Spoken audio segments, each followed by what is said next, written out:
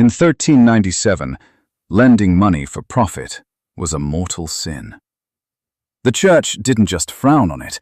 Charging interest could get you excommunicated, exiled, or worse. Every banker in Europe knew the rule. Lend the money, go to hell.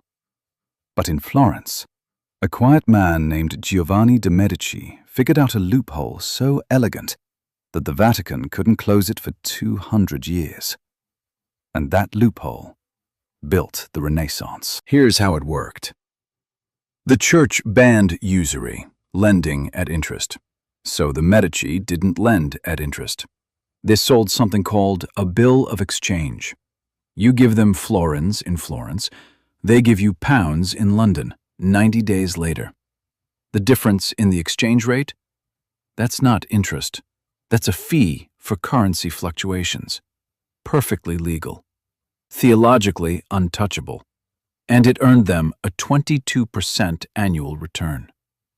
They invented modern banking by rebranding a sin as a service. Giovanni's son, Cosimo, inherited the bank in 1429 and immediately understood something his father hadn't said out loud.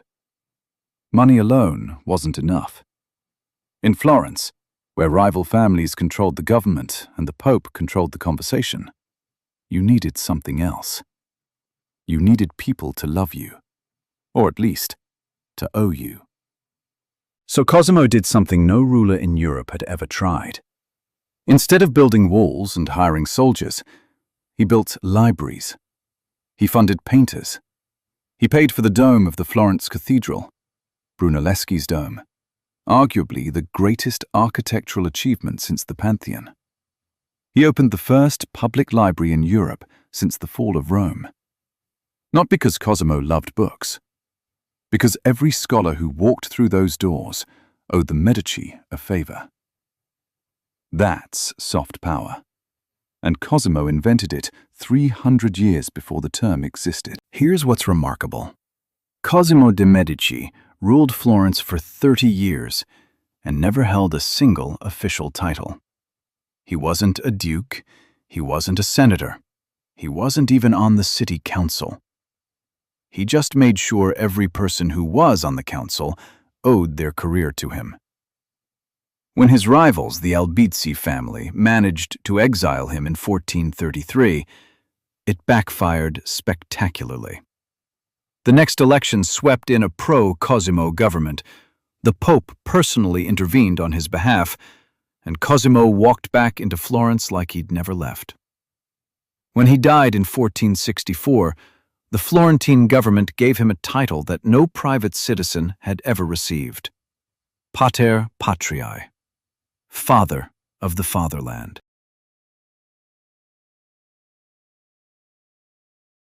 Lorenzo de' Medici took over in 1469. He was 20 years old, famously ugly, broken nose, a jaw like a shovel, and absolutely magnetic. They called him Il Magnifico, the Magnificent. And the name fit, for a while. Lorenzo was a poet, a philosopher, a diplomat so skilled that the historian Francesco Guicciardini called him the Medal of the Italian balance, the one man keeping the warring city-states from tearing each other apart. Under Lorenzo, the Medici Palace became the most important address in Europe. A 15-year-old sculptor named Michelangelo moved in. Lorenzo treated him like a son. Sandro Botticelli painted The Birth of Venus under Lorenzo's patronage. Leonardo da Vinci worked in their orbit. Lorenzo didn't just fund art, he created the conditions for genius to exist. But here's the thing nobody talks about. Lorenzo was a terrible banker. He wrote in his personal diary, and I'm quoting directly, "I have been spending money and it gives me great satisfaction," which is a lovely thing for a poet to say, and a catastrophic thing for the man running Europe's largest bank. While Lorenzo was hosting philosophers and commissioning frescoes, the bank's books were bleeding. Branches in London and Bruges were hemorrhaging money on bad loans to kings who had no intention of paying them back. And his enemies noticed.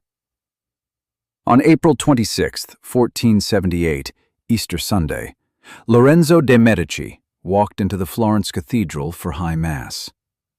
What he didn't know was that the rival Pazzi banking family, a rogue archbishop, and Pope Sixtus IV had conspired to murder him. During the most sacred moment of the service, as the priest raised the host, assassins struck.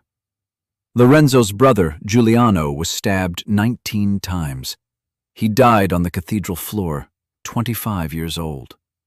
Lorenzo took a blade to the neck, but drew his sword, fought his way through the chaos, and barricaded himself in the sacristy. One of the assassins? A priest. The man who ordered the hit? The Pope. Lorenzo survived, and his revenge was absolute. The Pazzi family was destroyed, their name erased, their property seized, their coat of arms chiseled off every building in Florence. Jacopo de' Pazzi was dragged from his grave and paraded through the streets. Lorenzo had Botticelli, yes, that Botticelli, paint the portraits of the executed conspirators hanging from the walls of the Bargello Palace. Art as punishment, art as warning. Pure Medici.